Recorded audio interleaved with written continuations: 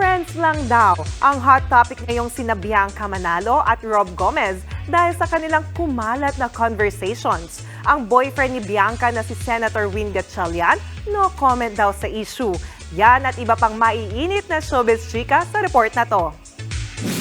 May sagot na ang beauty queen turned actress na si Bianca Manalo kaugnay ng mga kumakalat na conversations nila ng aktor na si Rob Gomez. Mabilis na nagtrending sa mga marites ang kumalat na screenshots. Sa message na ito, tinanong ni Bianca kung kakayanin pa raw ba ni Rob na magpunta sa kanila ng alas 7 ng umaga.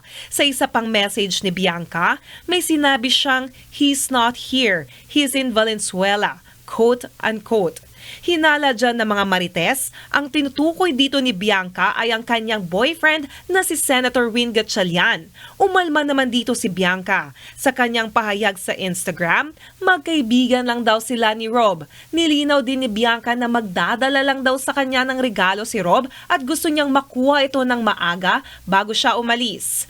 Dismayado rin si Bianca na nailabas ang kanilang usapan ni Rob nang walang pahintulot. Obvious din daw na dinilit ang ilang bahagi ng pag-uusap para pagmulan ng mali siya. Natanong naman ng News 5 ang nobyo ni Bianca na si Senator Win. Ang say niya lang, No comment. star-studded ang premiere night ng Metro Manila Film Fest entry na Penduko. Handog ito ng MQuest Ventures ng MediaQuest at Viva Films.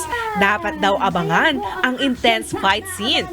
Marami kami mga action scenes dito. Marami din mga lessons, no? Mga lessons para sa pamilya, para sa isang individual kung paano ma-achieve yung mga pangarap nila sa buhay. Mapabata o matanda, siguradong ma-enjoy ang pelikula ngayong Pasko.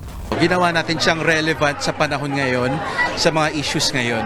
So it's like a Penduko for the new generation. Pero at the same time, magiging familiar pa rin yung mga, alam mo, mga generation dati. Kasi iconic na yan si Penduko. With Epic and Sari Sari, we are from MediaQuest Ventures, one of the producers. Supportahan niyo po kami sa December 25. Mapapanood na sa December 25 ang Penduko sa lahat ng sinyan sa bansa.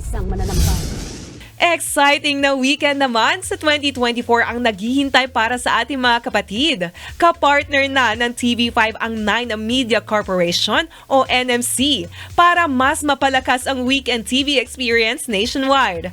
Simula January 6, mapapanood na sa weekend programming ng NMC ang dalawa sa malalaking programa ng TV5, ang PBA Season 4 Commissioner's Cup at ang #1 noontime show na EAT. Ayon kay TV5 President and CEO Guido Arzabaliero, alinsunod ang naturang partnership sa gusto ni Chairman Manny V. Pangilinan na maghatid ng mga dekalidad na content na accessible sa mas maraming Pilipino.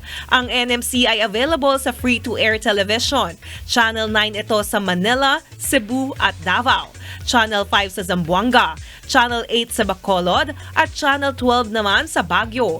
Available din ito sa Signal Channel 10 at iba pang cable channels sa bansa. Mga kapatid, Jania Lipon po, laging maging updated sa latest sa entertainment and lifestyle para maging una sa balitaan. Bisitahin at mag-subscribe na sa social media pages ng News 5.